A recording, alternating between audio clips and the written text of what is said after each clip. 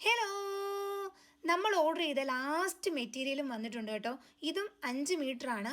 And ഞാൻ order ചെയ്തതിലെ ഏറ്റവും last വന്ന മെറ്റീരിയലും ലാസ്റ്റ് മെറ്റീരിയലും ഇതായിരുന്നു. കാരണം ഞാൻ 5 മീറ്ററിൻ്റെ 5 മെറ്റീരിയലാണ് കേട്ടോ ഓർഡർ ചെയ്തത്. അപ്പോൾ നിങ്ങൾ ഏറെക്കുറെ ബാക്കി 4 മെറ്റീരിയലും ഓൾറെഡി കണ്ടിട്ടുണ്ടല്ലോ. അപ്പോൾ ഇതാണ് 5-മത്തെ മെറ്റീരിയൽ.